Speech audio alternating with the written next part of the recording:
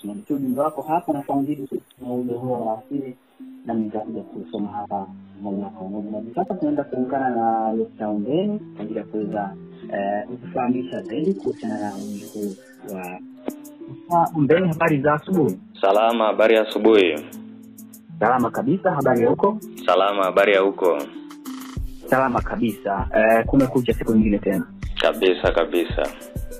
Sawa, karibu sana msikilizaji ambaye tusikiliza hivi sasa. Wanataka kufahamu kuhusiana na ugonjwa huu wa bawasiri ambao tunazungumza kwa siku hii ya leo. Ndio. Sawa, bawasiri ni nini hasa? Okay, kwa leo tunaenda kuzungumzia kuhusiana na ugonjwa wa bawasiri. Lakini tutachambua kuhusiana na ugonjwa huu, ni ugonjwa gani, chanzo chake ni nini, dalili na tiba yake ni ipi. Sasa tunaanza moja kwa moja kuhusiana na ugonjwa wa bawasiri. Ugonjwa wa bawasiri ni nini?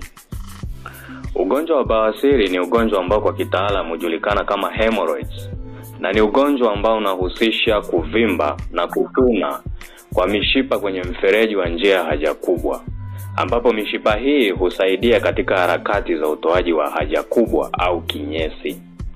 Kwa lugha nyingine, bawasiri huhusisha kuvimba kwa mishipa inayojulikana kama veins kwenye eneo la haja kubwa, yani anus, pamoja na sehemu ya ndani ya rectum, yani tunazungumzia kitu ambacho kinajulikana kama lower rectum.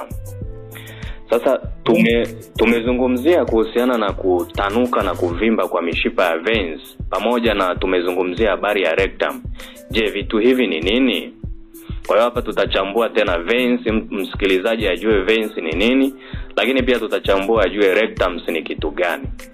Sasa veins hapa tunazungumzia mishipa ya damu iliyo katika mwili wako wote, ikiwemo katika eneo hili la haja kubwa, na ambayo husaidia sana katika kukusanya damu isiyo na oksijeni na kuirudisha kwenye moyo wa mhusika.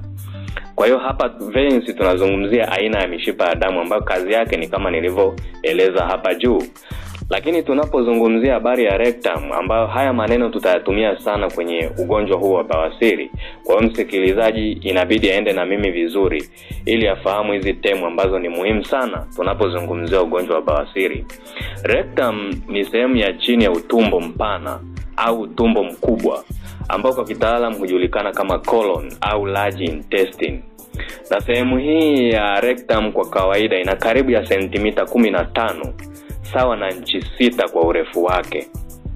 Hapa kwenye rectum ndipo uchafu hupokelewa kutoka kwenye utumbo mpana, kisha kuhifadhiwa mpaka hapo ambapo utatolewa nje ya mwili wakati unatoa haja kubwa. Kwa hiyo ndio maana fupi na hizo term fupi ambazo tumezizungumzia hapa tunapozungumzia kuhusiana na maana ya ugonjwa wa bawasiri. Tunakuja kwenye aina za bawasiri. Ndio. Bawasiri imegawanyika katika aina kuu mbili, ambayo kama nilivyosema hapo awali, jina la kitaalamu sana ambalo tunalitumia unakutana na maneno ambayo yanajulikana kama hemorrhoids.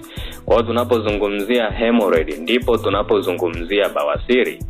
Kwa hiyo kulingana na asili ya bawasiri au hemorrhoid, tunaweza kupata aina kuu mbili za bawasiri. Ya kwanza tuna bawasiri ya ndani, na ya pili tuna bawasiri ya nje. Hizi ndizo aina kuu za bawasiri. Bawasiri au hemorrhoids ikitokea ndani ya rectum hujulikana kama bawasiri ya ndani, au kwa kitaalamu tunasema internal hemorrhoids. Lakini endapo bawasiri hii imetokea chini ya ngozi inayozunguka eneo la haja kubwa au anus, ndipo hujulikana kama bawasiri ya nje, au kwa kitaalamu tunasema external hemorrhoids. Kwa hiyo hizo ndio aina kuu za bawasiri. Tuna bawasiri ya ndani na tuna bawasiri ya nje.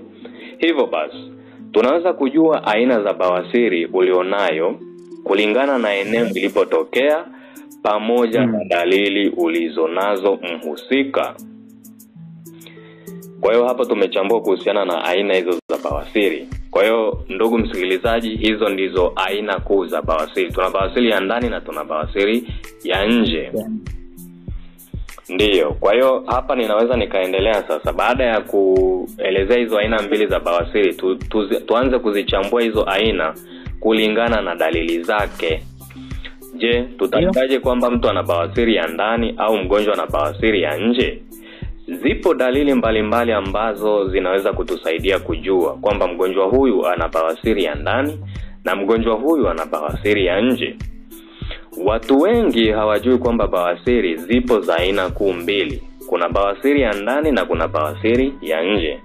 Na dalili pia za bawasiri hutegemea ni bawasiri ipi, ni ya ndani au ni bawasiri ya nje. Moja kwa moja tuanze na dalili za bawasiri ya nje. Dalili za bawasiri ya nje au tunazungumzia external hemorrhoids. Aina hii ya bawasiri huhusisha eneo la kuzunguka sehemu ya haja kubwa au anus kama nilivyosema hapo awali. Na inahusisha dalili mbalimbali. Lakini mimi nitakutajia zile dalili kubwa kabisa ambazo zinaweza zikatokea endapo mgonjwa ana aina hii ya bawasiri. Hapa tunazungumzia bawasiri ya nje. Dalili ya kwanza, kutokea kwa kinyama au uvimbe kwenye eneo la haja kubwa ambacho huonekana kabisa kwa nje. Kinyama hiki unaweza kukishika kabisa na kujua sehemu ya haja kubwa ina kitu. Kwa hiyo ni aina ya bawasiri ambayo huwa inajitokeza kinyama kwa nje, na kile kinyama unaweza ukakiona kabisa au unaweza ukakishika. Lakini dalili nyingine ya bawasiri ya nje ni mtu kuhisi hali ya miwasho kwenye eneo la haja kubwa. Lakini pia kuna dalili nyingine, mtu kupata maumivu hasa wakati wa kujisaidia haja kubwa. Kwa hiyo aina hii ya bawasiri pia inaenda sambamba na mtu kupata maumivu hasa wakati wa kujisaidia haja kubwa. Lakini pia kuna mtu kuhisi hali ya kutekenywa au kukereketa eneo la haja kubwa. Kuna hali ya kuanza kuvuja damu, hapa tunazungumzia bleeding, au kujisaidia kinyesi kilichochanganyika na damu.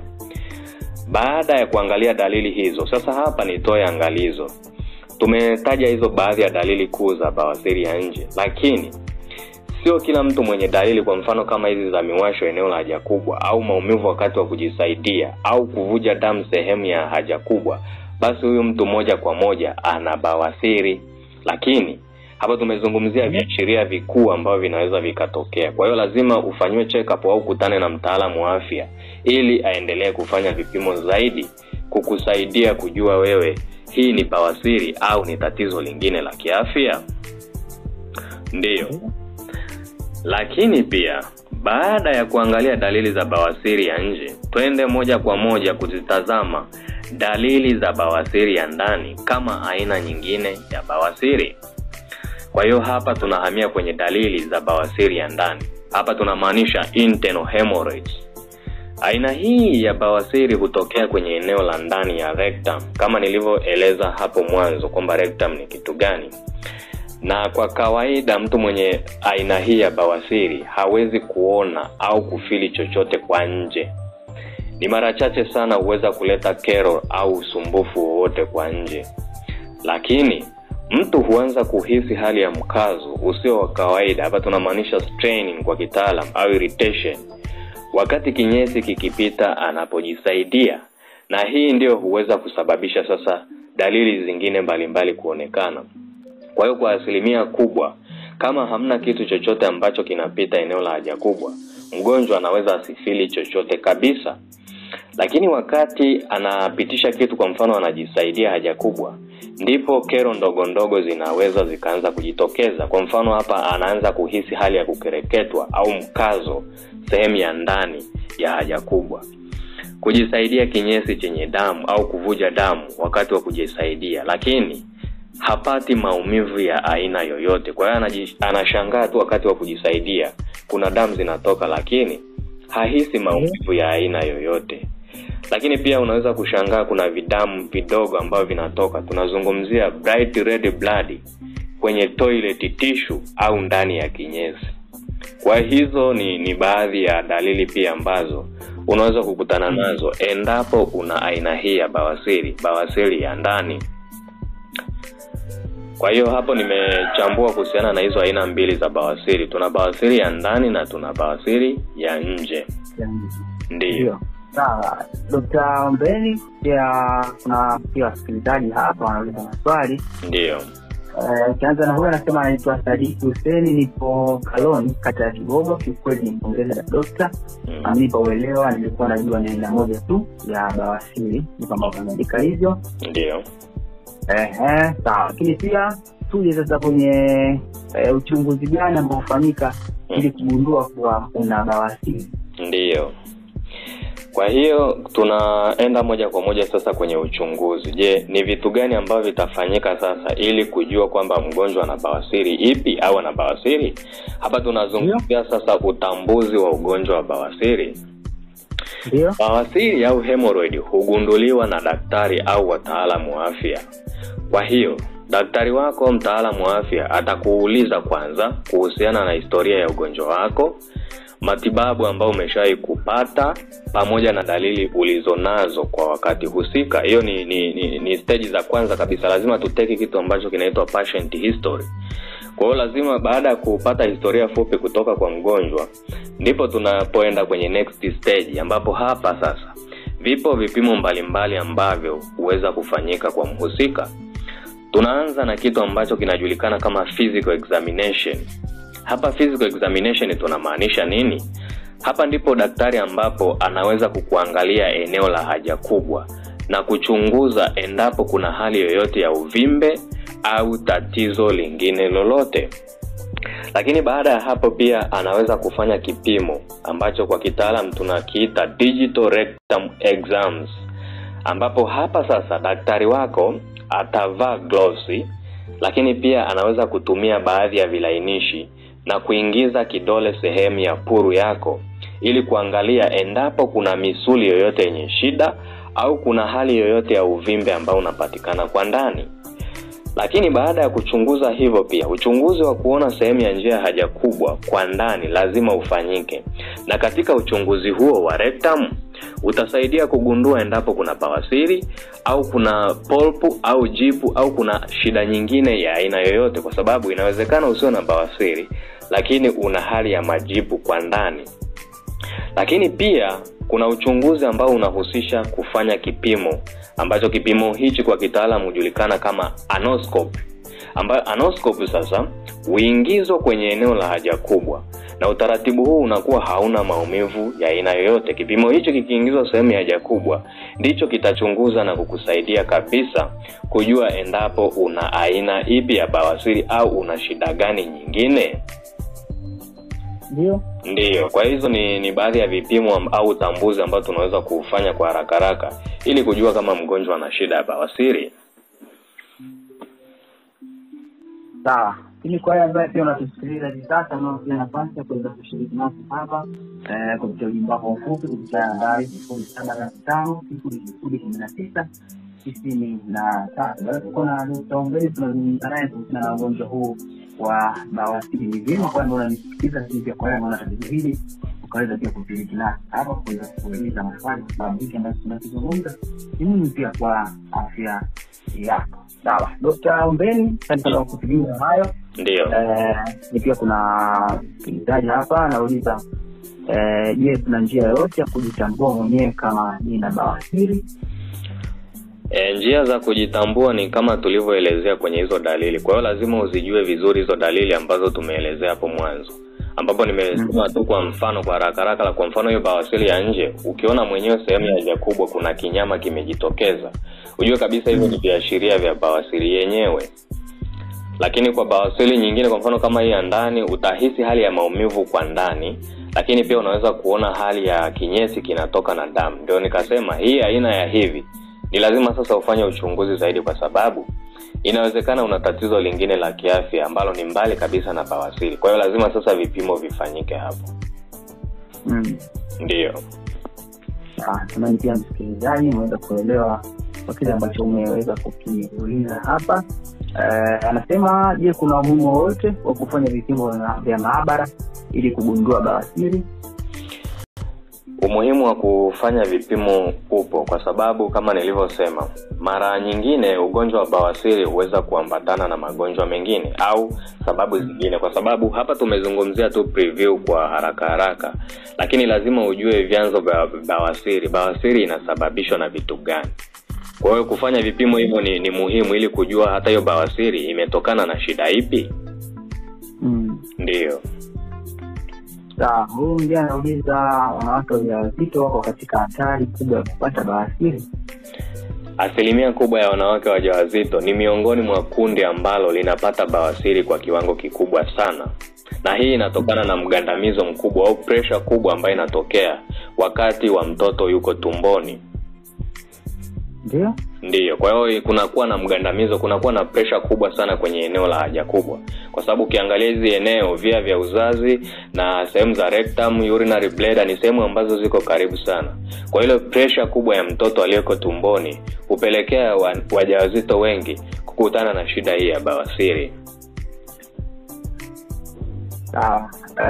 Swali lingine la msikilizaji hapa anauliza, je, kuna aina nyingine za uchunguzi ambazo zinazoweza kufanywa ili kugundua sababu nyingine za dalili zangu? Kwa upande wa bawasiri uchunguzi mkubwa ni huu ambao nimeeleza hapo.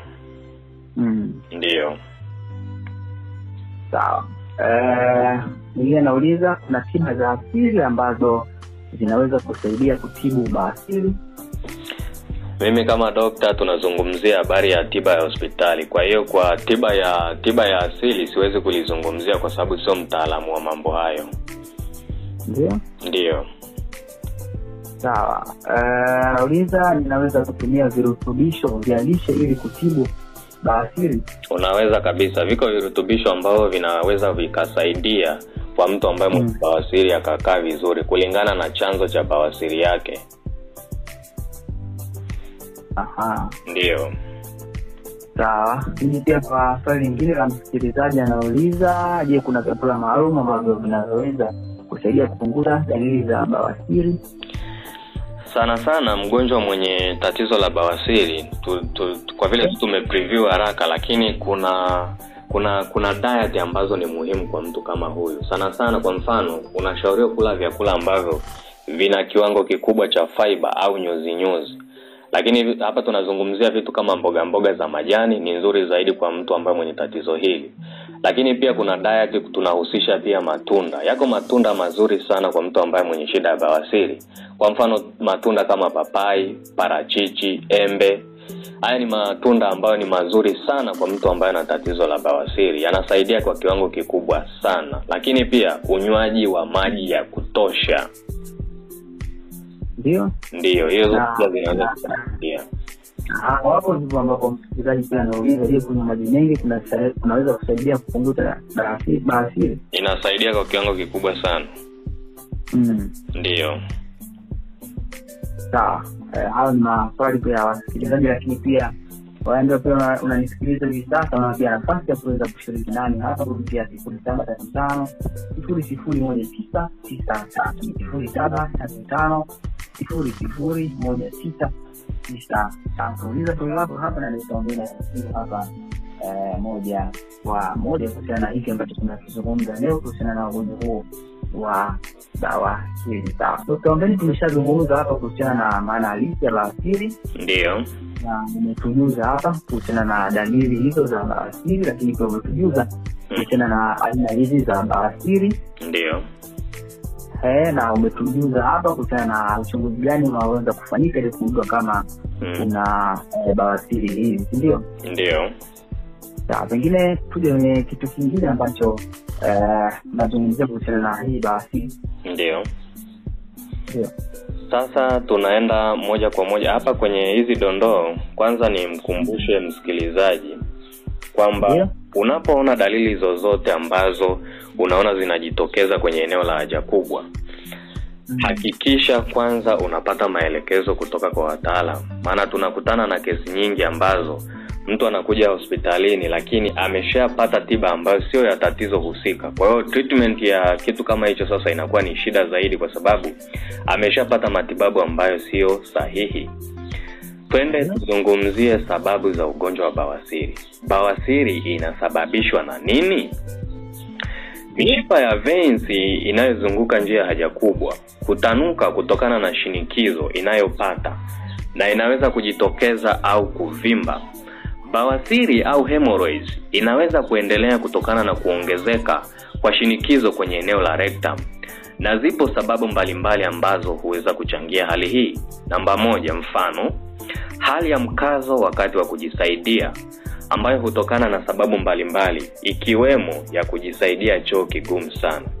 Kwa mtu ambaye anajisaidia choo kigumu sana, anakuwa kwenye hatari zaidi pia ya kukutana na tatizo la bawasiri. Kukaa kwa muda mrefu hasa wakati wa kujisaidia. Kwa pia kama una tabia kukaa sehemu moja au location moja kwa muda mrefu sana, unaweza pia kukutana na tatizo hili la bawasiri. Kuwa na tatizo la kuharisha kwa muda mrefu, hapa kwa kitaalamu tunazungumzia chronic diarrhea. Kwa pia unaweza ukapata shida ya kuharisha kwa muda mrefu. Ili tatizo likiendelea kwa muda mrefu, linaweza likaongeza hatari ya wewe pia kupata tatizo la bawasiri. Kuna kujisaidia choo kigumu sana kama nilivyosema hapo mwanzo, au kupata tatizo ambalo kwa kitaalamu hujulikana kama constipation. Sababu nyingine pia ni kuwa na uzito mkubwa kupita kiasi au unene. Hapa tunazungumzia overweight and obesity. Watu ambao wana uzito mkubwa wanakuwa kwenye hatari zaidi pia ya kupata tatizo hili la bawasiri. Kuwa mjamzito kama tulivyosema hapo mwanzo, wajawazito wengi pia hupata shida hii ya bawasiri, hasa kutokana na kuongezeka kwa mgandamizo au shinikizo kwenye eneo hili. Sababu nyingine ambayo inaongeza hatari ya mtu kukutana na tatizo hili ni kufanya tendo la ndoa au mapenzi kinyume na maumbile. Hapa tunazungumzia anal sexual intercourse.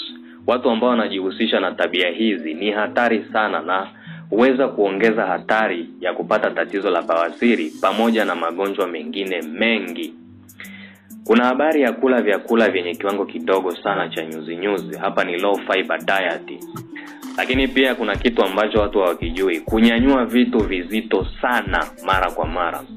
Ikiwa wewe ni mtu wa kunyanyua vitu vizito sana mara kwa mara, unaongeza hatari ya wewe kukutana na tatizo hili la bawasiri. Lakini wakati mwingine hakuna sababu ya moja kwa moja ambayo hujulikana kama chanzo cha bawasiri, lakini mara nyingi wataalamu wa afya huzungumzia sababu kuu kadhaa, ambazo sababu hizo ni kama hizo ambazo nimezitaja. Kuna hali ya kupata choo kigumu au kupata choo kwa shida, kuna tatizo la kuharisha kwa muda mrefu, kukaa sana kwa muda mrefu hasa wakati mwingine wa kujisaidia. Lakini pia bawasiri au hemorrhoid pia inaweza kuonekana kwa sababu ya michezo mbalimbali ambayo unaweza kuifanya au mazoezi mbalimbali ambayo unaweza kufanya, hasa haya kunyanyua vitu vizito sana. Wakati kitu kizito kinapoinuliwa au kunyanyuliwa, shinikizo la ziada linatumika kwenye eneo hili na huweza kuongeza hatari ya mtu kupata tatizo hili. Lakini pia wanawake wako katika hatari ya kupata tatizo la bawasiri kipindi cha ujauzito. Hii pia hutokea kwa sababu ya kuongezeka kwa shinikizo la kutoka kwa mtoto. Lakini pia bawasiri ina uwezekano mkubwa wa kutokea kwa sababu ya tishu za eneo hili kuwa dhaifu zaidi kipindi cha ujauzito. Kwa hizo ni baadhi ya sababu ambazo zinaongeza hatari ya watu kukutana na tatizo hili. Lakini kuna makundi ya watu ambao wako kwenye hatari zaidi ya kupata ugonjwa wa bawasiri. Hapa ni wataje kwa haraka. Kuwa kwenye familia ambayo tayari ina tatizo hili. Kwa hiyo kuna uwezekano mkubwa na wewe kupata shida ya bawasiri ikiwa wanafamilia wengine, wazazi na kadhalika pia husumbuliwa na hali hii. Wazee wana uwezekano mkubwa wa kupata bawasiri kwa sababu tishu katika eneo la haja kubwa huwa dhaifu kadri umri unavyoongezeka. Wajawazito, mimba huongeza hatari ya kupata bawasiri kwa njia kadhaa. Uzito wa mtoto aliye tumboni huweka shinikizo zaidi kwenye eneo hili la puru. Pia una uwezekano mkubwa wa kupata bawasiri kwa sababu ya kupata tatizo la kujisaidia choo kigumu. Kwa hiyo hali nyingine ambayo inaongeza uwezekano mkubwa wa mama mjamzito kupata bawasiri ni ile hali ya kupata choo kigumu, ambapo wakina mama wengi wajawazito hupata shida hii ya kupata choo kigumu. Kwa hiyo hii nayo pia huongeza hatari ya kupata tatizo la bawasiri. Lakini wanaokaa kwa muda mrefu kama nilivyosema, mtindo wa maisha ya kukaa tu au kazi ambazo zinakulazimu ukae kwa muda mrefu pia huongeza hatari ya kupata tatizo la bawasiri. Usipokuwa mtu wa kuzunguka au kufanya mazoezi, damu inaweza kujikusanya kwenye eneo lako la haja kubwa na kuweka shinikizo kwenye mishipa hiyo ya damu, Hali hii huongeza kwa kiasi kikubwa wewe kupata tatizo la bawasiri. Kwa hizo ni dondoo chache kuhusiana na makundi pia ya watu ambao wanakuwa kwenye hatari ya kupata tatizo la bawasiri. Asante sana kwa kuweza kutujuza sababu hizi ambazo zinapelekea kupata ugonjwa huu wa bawasiri. Kama tunaendelea tunasema hapa msikilizaji anauliza bawasiri inaweza kusababisha matatizo gani mengine ya kiafya? Sasa hapo tunazungumzia madhara yanayotokana na tatizo la bawasiri. Ndio, karibu. Ugonjwa wa bawasiri huweza kusababisha madhara mbalimbali, ikiwemo tatizo la kupata michubuko au kuchanika kwenye eneo la haja kubwa. Bawasiri inaweza kuongeza hatari ya kuwa na shida yani kutokuwa na comfort wakati ukiwa umekaa. Kwa sababu hasa kwa mfano umepata bawasiri alafu kile kinyama kimeprotrude eneo la haja kubwa. Kwa hiyo unakosa ile comfortability ya kukaa kwa muda mrefu au kukaa vizuri. Lakini pia hali ya kupata maumivu makali kwenye sehemu ya haja kubwa. Lakini kuna bawasiri zingine ambazo zikitokea inaweza kuongeza hatari ya wewe kukutana na matatizo mengine, ikiwemo tatizo la fistula pamoja na magonjwa mengine ambayo yanaweza yakaaffect mpaka mfumo mzima wa umeng'enyaji wa chakula. Kwa hizo ni chache tu ambazo zinahusiana na bawasiri. Ndio. Asante sana Dr. Ndio. Tuje sasa kwenye matibabu haya bawasiri. Okay, sasa tuende kwenye tiba ya bawasiri. Baada ya baada ya kufanya diagnosis na kugundua kwamba mgonjwa huyu ana tatizo la bawasiri, ndipo tunapoenda kwenye next stage ambayo inahusu matibabu au treatment. Matibabu ya bawasiri au hemorrhoids yanaweza kufanyika kwa njia mbili. Kuna njia za kuzingatia mambo fulani nyumbani na kuna hizi njia sasa za hospitalini. Lakini pia nasema kawaida chaguo bora ni kuizuia kuipata. Kwa hiyo moja ya vitu muhimu ni pamoja na kuongeza unywaji wa maji mengi na ulaji wa vyakula au matunda yenye asili ya nyuzi. Hapa nazungumzia sasa kwa vitu ambavyo unaweza kuvifanya na kuvizingatia wewe mwenyewe ukiwa nyumbani. Hii inamaanisha kwamba kula matunda, mboga, nafaka nzima. Watu wengi hawapati fiber au nyuzi za kutosha katika lishe zao. Na katika hali hii ya kukosa virutubisho husababisha kuongeza hatari ya kupata tatizo hili la bawasiri. Lakini pia nimeshauri habari ya kunywa maji. Hizi ni tips kabisa ambazo ni muhimu sana endapo uko nyumbani. Lakini kuna zoezi rahisi sana ambalo unaweza kulifanya endapo pia una shida hii. Tunazungumzia habari ya kuloweka eneo la haja kubwa katika maji ya moto, lakini maji haya yawe ni maji ya kawaida kiasi kwamba hayakuunguzi. Kwa hiyo unaweka eneo hili ambalo lina bawasiri angalau ndani ya dakika 10 mpaka 15, mara 2 au mara 3 kwa siku. Njia hii huwasaidia wengi ambao hata hawajafika hospitalini. Lakini kwa upande wa tiba sasa, endapo umefika hospitalini na tumegundua una shida hii, zipo njia mbalimbali ambazo huweza kutumika. Lakini protocol inasema unaweza kutumia dawa mbalimbali ambazo kuna aina za dawa ambazo zinakuwa mfumo wa cream za kupaka, na kuna dawa za kuchomeka eneo la haja kubwa, lakini pia kuna matumizi ya dawa za kutuliza maumivu, lakini pia mwisho kabisa kuna huduma ya upasuaji endapo shida hii inahitaji upasuaji. Yeah. Kwa hizo ni dondoo chache ambazo tunazungumzia kuhusiana na tiba hii ya bawasiri. Sawa. Na msikilizaji hapa anauliza, je, bawasiri inaweza kuathiri ujauzito ambao nilikuwa nao? Kwa stage za ujauzito haiwezi kuathiri moja kwa moja, lakini shida unaweza kuipata. Wanawake wengi wanaweza kupata shida pale ambapo wanajifungua. Ndio ambapo unaweza kupata shida wakati wa kujifungua. Inaweza ikakusumbua, ikakuletea harassment za hapa na pale. Lakini kwa hizi duration zingine, hizi first trimester, second trimester za ujauzito, hakuna shida. Na mara nyingi wanawake wengi hupata hii shida wakati wakiwa wajawazito. Ndio. Sawa. Nauliza, ninaweza kutumia dawa gani za kupunguza maumivu ya bawasiri? Dawa zinazotumika ni dawa za maumivu za kawaida tu kama paracetamol, panadol, aspirin, ibuprofen na kadhalika. Ni dawa ambazo ni za maumivu ya kawaida kabisa ambazo unaweza kutumia kupunguza. Ndio. Sawa, huyo nikaona anasema, je, ni muda gani unachukua kupona baada ya upasuaji wa bawasiri? Ni muda gani unachukua kupona baada ya upasuaji huu wa bawasiri? Ukishafanywa upasuaji, maana yake upasuaji unahusisha sasa kuondoa ile sehemu ambapo ina bawasiri. Kwa mfano kama ni kinyama kile kinakatwa. Kwa hiyo kikishaondolewa pale ndio matibabu haya yashafanyika. Ndio.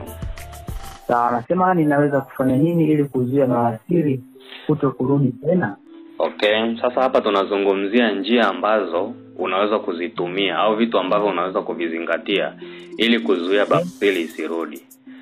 Tunazungumzia sasa njia bora za kuzuia bawasiri ni kuhakikisha kinyesi chako kinachotoka kinakuwa laini ili kipite kwa urahisi. Kwa kitu cha kwanza kabisa, wakati unapambana na shida hii ya kuzuia bawasiri, hakikisha upati choo kigumu. Sasa ili kuzuia hemorrhoid au bawasiri au kupunguza dalili ambazo zinatokana na shida hii, kuna vidokezo ambavyo naweza nikakutajia. Kwanza, hakikisha kula vyakula vyenye nyuzi nyingi. Kula matunda kama nilivyosema, kama papai, parachichi, embe na kadhalika. Pia kula mboga za majani na nafaka nzima. Kufanya hivyo kunapunguza kinyesi kuwa kigumu na kuongeza wingi wake, na hii pia itakusaidia kuepuka matatizo ambayo yanaweza kusababisha hemorrhoid au bawasiri. Ongeza nyuzi kwenye mlo wako pole pole ili kuepuka matatizo mengine ya gesi. Lakini pia njia nyingine ya kuzuia ni kunywa maji mengi. Unashauriwa kitaalamu kunywa glasi angalau 6 hadi 8 za maji na vinywaji vingine au vimiminika vingine kila siku ili kusaidia kuweka kinyesi chako kuwa laini. Lakini pia unashauriwa kutumia pombe kupita kiasi. Hii inaweza kukusaidia sana pia kujikinga na tatizo hili. Fikiria pia virutubisho mbalimbali ambavyo vina kiwango kizuri cha nyuzi. Watu wengi kama nilivyosema hawapati nyuzi za kutosha, lakini uchunguzi na tafiti mbalimbali zinaonyesha kwamba matumizi ya vyakula au vitu ambavyo vina nyuzi kama mboga za majani, matunda kama nilivyotaja, inaweza kukusaidia wewe kuwa na kiwango kizuri cha nyuzi na kukusaidia katika kuzuia tatizo hili la bawasiri. Lakini pia usijikaze sana wakati wa kujisaidia. Kujikaza sana na kushikilia pumzi yako wakati wa kujaribu kupitisha kinyesi husababisha shinikizo kubwa kwenye mishipa ya puru ya chini. Hii huweza kuongeza hatari ya wewe kupata tatizo la bawasiri. Unajua hapa tunapozungumzia habari ya kutokujikaza sana, hapa nazungumzia mfano mtu anajisaidia labda choo kinatoka kigumu. Unashauriwa hata kama choo kinatoka kigumu au kinatoka kilaini, hakikisha utumie nguvu sana ya kusukuma, ya kujikaza, kwa sababu unavyopushi unasababisha sasa zile veini zina protrude. Kwa hiyo jenga utaratibu wa kutokujikaza sana wakati wa kujisaidia. Lakini pia njia nyingine, unashauriwa kufanya mazoezi ya mwili. Endelea kufanya kazi na mazoezi mbalimbali ili kusaidia kuzuia tatizo la kupata choo kigumu au constipation na kupunguza shinikizo kwenye mishipa ya damu. Mazoezi pia yanaweza kukusaidia kupunguza uzito wa mwili kupita kiasi, ambapo hali hii pia inaongeza hatari ya wewe kupata tatizo la bawasiri. Kwa hiyo pamoja na mazoezi unayofanya, pia epuka kunyanyua vitu vizito sana au kufanya mazoezi kupita kiasi. Epuka pia kukaa kwa muda mrefu kama nilivyosema. Kukaa kwa muda mrefu kunaweza kuongeza shinikizo kwenye mishipa kwenye njia ya haja kubwa. Hali hii inaweza kusababisha bawasiri au kuifanya bawasiri kuwa mbaya zaidi. Kwa hiyo kama shughuli zako zinahusu kukaa kwa muda mrefu, angalau basi upate muda wa kufanya mazoezi walau dakika 15 au nusu saa za kufanya mazoezi kila siku. Itakusaidia wewe kuwa na circulation nzuri ya damu kwenye eneo husika na kupunguza hatari ya kupata tatizo la bawasiri. Dr. Mbeni, pia tunaelekea kuhitimisha hapa. Ndio. Pia nisome jumbe ambazo wasikilizaji wametutumia hapa ya 0755001993. Huyo anauliza, je, kuna tofauti yoyote katika dalili au matibabu ya bawasiri kwa wanaume ikilinganishwa na wanawake? Kwa in terms of jinsia, ndio, hakuna utofauti, matibabu ni yale. Ndio. Pengine kwa hiki hapa tunazungumza hapa, pengine kama kuna kitu ambacho tulisahau, karibu sana Dr. Mbeni. Okay, kuna baadhi ya vitu ambavyo nilivizungumzia hapo, labda tu niweke msisitizo kwamba kama nilivyosema, hakikisha unaongea na wataalamu wa afya endapo unaona dalili zozote kuhusiana na shida hii. Lakini pia ikiwa unatokwa na damu wakati wa kwenda haja kubwa au una bawasiri ambayo haiishi, umekaa baada ya wiki nzima shida iko pale pale, licha ya kuzingatia kanuni hizi ambazo nimezitaja, hakikisha unaongea na mtoa huduma wako wa afya ili kupata msaada kwa haraka. Lakini unatakiwa kujua kwamba sio kila kutokwa na damu kwenye njia ya haja kubwa ni kwa sababu ya bawasiri. Hasa ikiwa una mabadiliko katika tabia ya kinyesi chako, au ikiwa kinyesi kinabadilika rangi, au ikiwa una shida nyingine yoyote, hakikisha unapata msaada kwanza kutoka kwa wataalamu wa afya kabla ya kutumia tiba yoyote. Kwa hizo ni vitu vichache ambavyo naweza nikashauri kwa jamii kuhusiana na shida hii ya bawasiri. Sawa, malizia na hili swali hapa, nasema je, bawasiri inaweza kusababisha matatizo wakati wa kujifungua? Nimejibu hapa, nimesema unaweza ukapata discomfort mbalimbali wakati wa kujifungua. Yaani wakati sasa unapush mtoto pale, kwa sababu ya hii bawasiri imeprotrude. Hapa tunazungumzia sana sana hii bawasiri ya nje. Inaweza ikakuletea usumbufu hata wakati wa kupush mtoto. Ndio. Sawa. Huyu anauliza, asante sana daktari kwa hiki ambacho umekizungumza hapa, pengine unapatikana vipi tuweze kukufikia?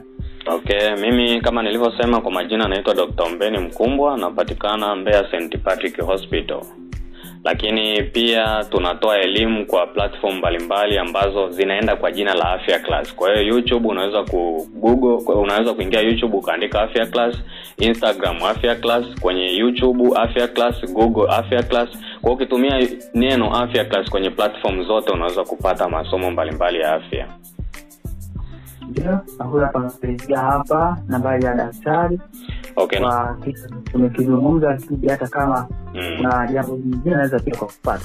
Okay, kwa ushauri zaidi, elimu au tiba, tunaweza kuwasiliana kwa namba hizi: 0758286584. Naweza nikarudia: 07582865